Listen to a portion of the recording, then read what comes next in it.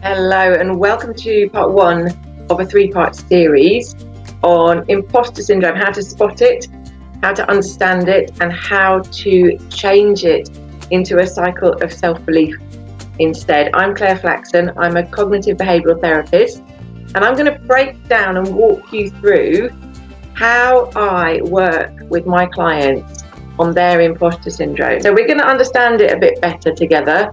And then I'm going to show you some tools based in CBT for you to start shifting it yourself. All right, first of all, we need to understand what imposter syndrome really is and how to notice the different ways it might be showing up in your life, because it can be sneaky. There will be things that are going on that you won't be aware are part of your imposter cycle. And once we start calling it out, seeing it for what it is, it's so much easier to change it. We can't change what we don't see. So let's dig in to what we really mean by imposter syndrome. And I want you to start thinking about how this might apply to your life. What are the specifics and particulars that come up for you? Now, imposter syndrome, despite its title, is not a diagnosable condition. You're not going to go to your doctors and get diagnosed or be told that you're suffering from imposter syndrome.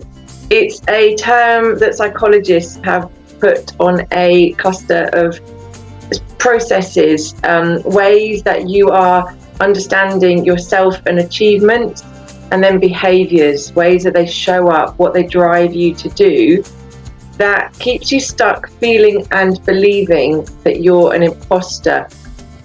Now, it's important to make a distinction. Imposter syndrome, and you'll be hearing this term bantered around a lot these days. Imposter syndrome is not when you just have a slight wobble in confidence.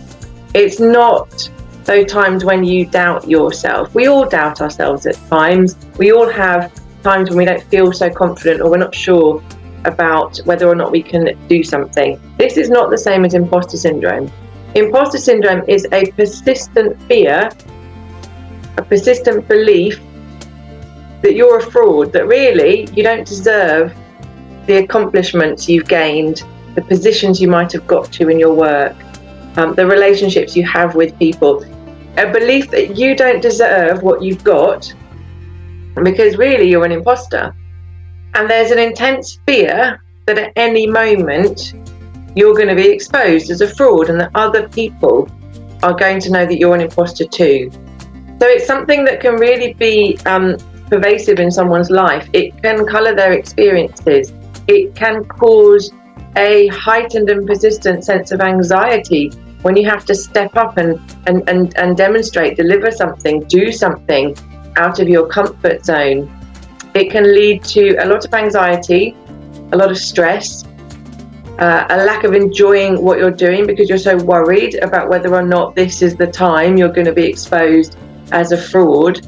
And an inability to build on your achievements, to boost your self-esteem and your self-belief when you do go out and achieve things. Because instead, and I'm going to break this down to you in parts 2 and 3, instead you're hooked in a cycle that prevents you from A, seeing your achievements as achievements, and B, internalizing them, incorporating them, and seeing yourself as the cause of them. So we're going to break down how this happens in more detail and what you can do about it. But I want you for now to start just having a think about the ways in which imposter syndrome might be showing up for you. Where do you notice it in your life? It tends to crop up for people at work, but it could be in other areas. It could be when you are doing an activity, an interest, a hobby, something you enjoy. It could be in your relationships, when you feel like people don't really know the true you, and if they did, oh my God, they see that you were just a fake. It could show up in all sorts of different ways. So how is it showing up for you? And what's it costing you? What's the cause of it? Are you stressed? Do you feel really anxious every time you have to show up and give a presentation or do a pitch at work or go for a new client in your business? Do you worry that this is the time it's all going to fall apart and you'll be exposed as an imposter? Are you working your way up in your career, but do you feel like you don't fit in?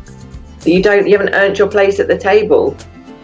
What are the different ways it shows up and what's it causing you? And we're going to look at some of the behaviours that come up with imposter syndrome and the cost of them in the next part. But for now, notice the different ways that imposter syndrome impacts on you and just what it's costing you in your life. All right, I'll see you in part 2. We will dig deeper into what's really driving your imposter syndrome.